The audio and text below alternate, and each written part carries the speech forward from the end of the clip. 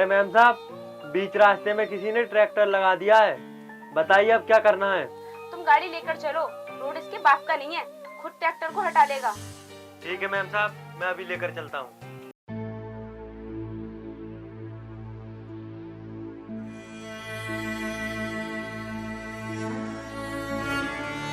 आप लोग आगे नहीं जा सकते, आगे रास्ता बंद है क्योंकि गन्ने से भरा हुआ ट्रैक्टर पलट गया है। लेकिन हमें यहाँ से निकलना बहुत जरूरी है। अगर आप लोग अपनी चलाएंगे तो आपको वापस लौट कर आना पड़ेगा और मैं नहीं चाहता कि आप परेशानी में पड़ें। इसीलिए मैं आपसे बोल रहा हूँ कि मेरा कहना मानो और वापस चली जाओ और किसी दूसरे रास्ते से जाना। देखो, हमारे पास इतना टाइम नहीं है कि हम पीछे लौटे और दूसरे रास्ते से जाएं। मैडम, पीछे तो आपको लौटना पड़ेगा। और हाँ, अगर आपने रास्ता नहीं देखा है ना तो कोई बात नहीं, मैं आपके साथ चलता हूँ। मैं आपको रास्ता बता दूंगा क्योंकि मेरे ट्रैक्टर में भी ना डीजल खत्म हो गया है। मैं भी अपना डीजल लेकर के आ जाऊंगा। अच्छा, अब मैं समझी कि तू हमें पीछे जाने के लिए क्यों बोल रहा है, ताकि तेरा काम हो जाए। लेकिन हम तुझे अपनी गाड़ी में बैठाने वाले नहीं है, क्योंकि तुम जैसे गवारों की इतनी औकात नहीं है कि तुम हमारी गाड़ी में बैठ सको।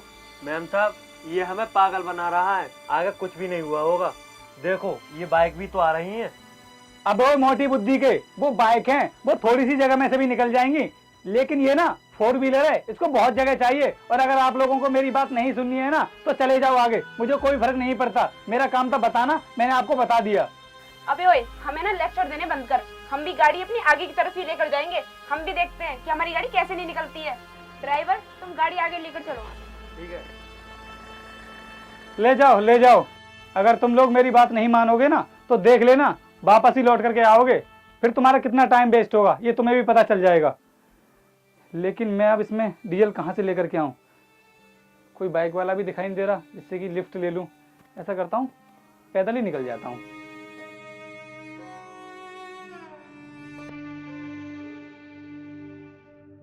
सर, पता नहीं एसएचओ साहब ने अपनी ड्यूटी भी कहाँ पर लगा दी है।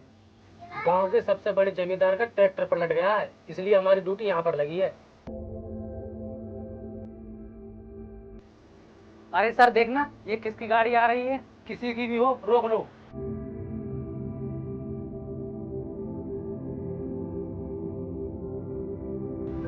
हाँ जी सर। हाँ भाई, तुझे दिखाई नहीं दे रहा है कि आगे गाड़ी नहीं जा रही है, फिर तू क्यों लेकर जा रहा है इधर? सर, हम काफी दूर से आ रहे हैं, इसीलिए हमें मालूम नहीं था। लेकिन पीछे साहब भी तो खड़े हुए थे, उन्होंने नहीं बताया आपको? कौन से साहब? हमें तो कोई भी साहब नहीं दिखे। हाँ, एक गवार जरूर खड़ा हुआ था अपने ट्रैक्टर के साथ में। चलो जो भी है, तुम अपनी गाड़ी यहीं से बैक करो। लेकिन सर, हमारा आगे जाना बहुत जरूरी है। कल सुबह तक रोड क्लियर हो जाएगा, उसके बाद चले जाना। सर, शायद आप मेरे भाई को नहीं जानते हो, वो बहुत पावरफुल आदमी है। अगर पावरफुल है तो क्या हुआ? तुम लोग अपनी गाड़ी को उस ट्रैक्टर के ऊपर से लेकर जाओगे क्या? जब रोड पूरी तरह से बंद है तो पावर क्या तेल लगाएगी? जाओ पीछे। मैम साहब, ये गांव है, यहाँ बड़े साहब की पावर नहीं चलेगी। एक काम करो, आप बड़े साहब से बात कर लीजिए कि हमें करना क्या है। जिससे भी बात करनी है ना, जल्दी कर लो और निकलो यहाँ से।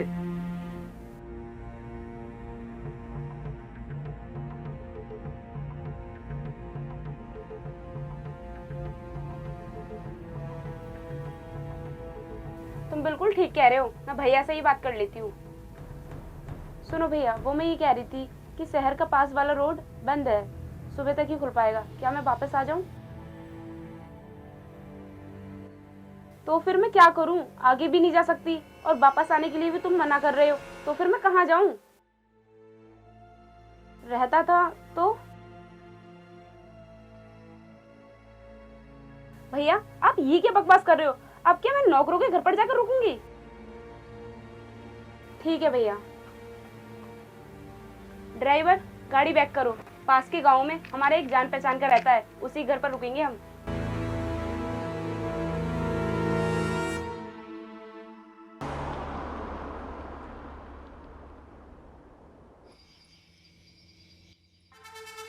ड्राइवर, देख रहे हो कितना बेकार सा घर है। एक रात के लिए हमें इसी घर में रुकना पड़ेगा। मैम साहब, मजबूरी है, अब क्या करें। तुम एक काम करो, जाकर गेट खुलवाओ, मैं बैग लेकर आती हूँ। ठीक है मैम साहब।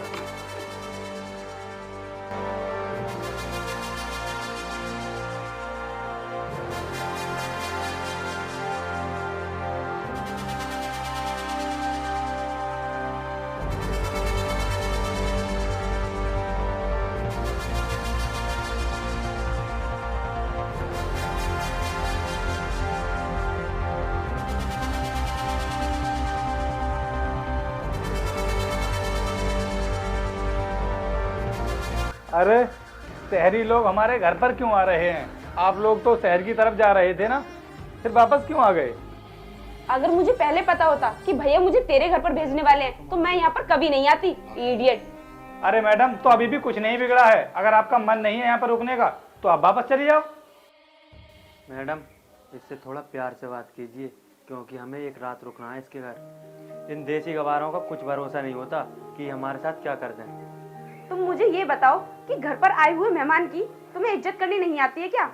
मैडम, हमें अपने घर पर आए हुए मेहमानों की इज्जत करना बहुत अच्छे से आता है, लेकिन कुछ लोग होते ही ऐसे हैं कि उन्हें अपनी इज्जत करवाना आता ही नहीं है। वो तो हमेशा दूसरों को बेवकूफ समझते हैं। अब तुम हमें बैठने के लिए बोलोगे या नहीं, या फिर हमारी बेइज्जती ही करते रहोगे? हाँ हाँ, आप लोग बैठिए, मैं आपके लिए कुछ लेकर के आता हूँ। हम लोग इस टूटी फूटी चारपाई पर बैठेंगे? तुम्हारे घर पर सोफा नहीं है क्या? अरे मैडम, ये गांव है और गांव में ना सोफे वगैरह आपको कम ही देखने को मिलेंगे। गांव में तो आपको चारपाई ही देखने को मिलती है। तो आप एक काम करो, इसी पर बैठ जाओ। वैसे भी ये टूटी फूटी नहीं है। मैं इस पर नहीं बैठूंगी। अरे मैम साहब, एक रात की तो बात है, आप खाट पर सो जाना, मैं नीचे सो जाऊंगा। अरे तुमको नीचे सोने की जरूरत नहीं है, हमारे घर में ना और भी चारपाई पड़ी हुई है, मैं वो डाल दूंगा आपके लिए। आप लोग बैठिए तो सही। ठीक है मैडम, मैं आपके लिए कुछ लेकर के आता हूँ, वरना आप अपने भैया से जाकर शिकायत कर दोगी कि आपने हमें जिसके घर पर भेजा था उसने हमारी बिल्कुल भी खातिरदारी नहीं की थी। चलता हूँ मैं।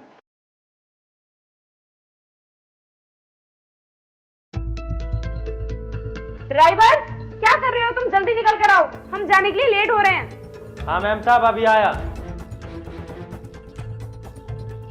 मैम साहब, आप अपना एक बार बैग चेक कर लीजिए, कुछ मिसिंग तो नहीं है। तुम बिल्कुल ठीक कह रहे हो, मैं अभी चेक कर लेती हूँ।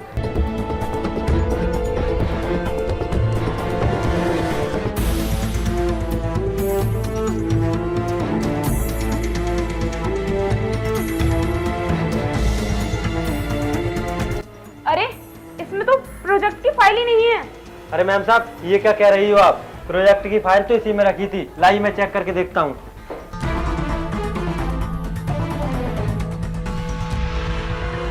अगर वो फाइल हमें नहीं मिली ना तो हमारा तो काम ही रुक जाएगा, और अगर भैया को पता चल गया तो वो तो मुझे जान से ही मार देंगे। मैं क्या करूं? हाँ मैडम, ठीक कहा आपने, उस फाइल का मिलना हमारे लिए बहुत जरूरी है।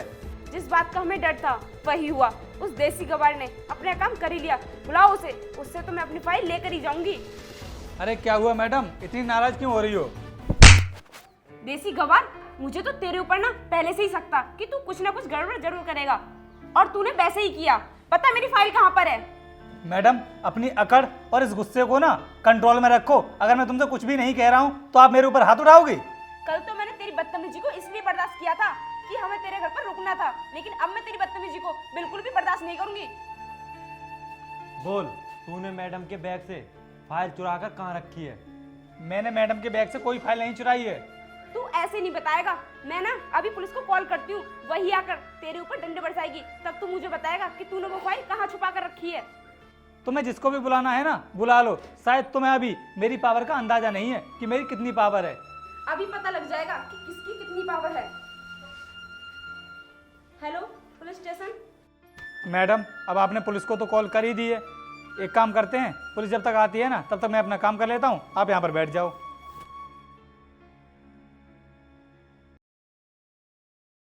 सर, इसने मेरी बहुत कीमती फाइल चुराई है, आप ना इसको अरेस्ट कर लीजिए। अच्छा मैडम, तो आप मुझे अरेस्ट कराओगी? आप होती कौन हो मुझे अरेस्ट कराने वाली? सर, ये अनपढ़ गवार उस फाइल के बारे में कुछ भी नहीं जानता है, क्योंकि वो फाइल इसके लिए कागज के समान है। मैडम, इनके बारे में आपको और कुछ भी कहना है कह लीजिए। मैडम, ये पुलिस वाले इसको ऐसे पकड़ कर नहीं ले जाएंगे, इनको कुछ रिश्वत दे दीजिए। हाँ, तुम बिल्कुल ठीक कह रहे हो। सुनो सर, मैं आपको पूरे 20,000 रुपए दूंगी, आप इसे पकड़कर लॉकअप में डाल दीजिए। सर, ये लड़की आपके बारे में इतनी देर से बकवास किए जा रही है, आप इसे कुछ बोल क्यों नहीं रहे? आप कहें तो गिरफ्तार कर लो इसे। सर, आप इस गवार को सर क्यों बोल रहे हो, और इसे गिरफ्तार क्यों नहीं कर रहे? आपको तो हमने बुलाया है ना। भैया, ये फाइल गाड़ी के पास पड़ी थी। अरे, ये तो वही फाइल है जिसको हम ढूंढ रहे थे। मैडम, आप इन पर चोरी का इल्जाम लगा रही थी, आप इनके बारे में जानती भी हो? ये कौन है? सर, कौन है ये जिनकी आप इतनी देर से तारीफ किए जा रहे हो? मैडम, अब ये तो साफ हो चुका है कि आपकी फाइल मैंने चोरी नहीं की थी और इस फाइल के चक्कर में आपने मेरे ऊपर हाथ भी उठा दिया था। अगर मैं चाहूँ तो आपके उस थप्पड़ का जवाब आपकी ही भाषा में दे सकता हूँ। और हाँ मैडम, ये मोटी बुद्धि का क्या बोल रहा था आपसे कि इन पुलिस वालों को रिश्वत दे दीजिए, ये इसको पकड़कर जेल में डाल देंगे। मैडम, ये ना उन पुलिस वालों में से नहीं है जो रिश्वत लेकर के किसी भी निर्दोष को ले जाकर के थाने में बंद कर दें। और मैडम, कल जो गन्ने का ट्रैक्टर पलटा हुआ था वो किसी और का नहीं, इन्हीं का था। और एसएचओ साहब ने हमारी ड्यूटी इन्हीं की वजह से वहाँ पर लगाई थी। अनुष्का, क्या हो रहा है यहाँ पर ये सब? अरे भैया, आप यहाँ पर कैसे? मैडम, मैंने बुलाया है आपके भाई को यहाँ पर। अनुष्का, तू इनके बारे में अभी कुछ जानती है जो इनके ऊपर तूने चोरी का इल्जाम लगा दिया? भैया, आप ही ने तो मुझे बताया था कि इनके पिताजी हमारे घर पर नौकर थे। हाँ, बताया था, नौकर इनके पिताजी थे, ये नहीं। और इनके पिताजी ने इतनी मेहनत की है, इनको पढ़ाया है, लिखाया है, उसके बाद अपनी मेहनत के दम पर इस एरिया के बहुत बड़े आदमी बन चुके हैं, बहुत ही ईमानदार है ये। और तूने इन पर चोरी का इल्जाम लगा दिया। अरे तुझे थोड़ी सी शर्म भी नहीं आई? भैया, मुझे माफ़ कर दो, मैंने पहचान नहीं पाई और मुझे पता नहीं था कि ये फाइल गाड़ी के पास गिर गई थी। इसी वजह से मैंने इनसे उल्टा सीधा बोल दिया। अनुष्का, माफ़ी मुझसे नहीं, उनसे मांग, क्योंकि तूने उनके साथ में बहुत बदतमीजी की है। नहीं सर, आप मुझे माफ़ कर दीजिए, मैंने आपके साथ बहुत बदतमीजी से बात की। कोई बात नहीं मैडम, मैं तो आपको माफ़ कर देता हूँ, लेकिन अगर मेरी जगह पर कोई और होता ना तो शायद वो आपको माफ़ नहीं करता। और आप जो हर बार मुझे गवार गवार बोल रही थी ना, तो गांव के लोगों को ना गवार समझना बंद कर दो, क्योंकि पैसों के आ जाने से इंसान को अपनी औकात नहीं भूलनी चाहिए। आज आप अर्श पर हो, किस टाइम आप फर्श पर आ जाओगी आपको भी पता नहीं चलेगा। ठीक है सर, हम निकलते हैं। वीर, तुम इतने दिनों के बाद मेरे घर पर आए हो तो कुछ खा पी करके जाना। हाँ ड्राइवर, एक काम करो, तुम अनुष्का को लेकर घर जाओ, मैं कुछ देर बाद आता हूँ।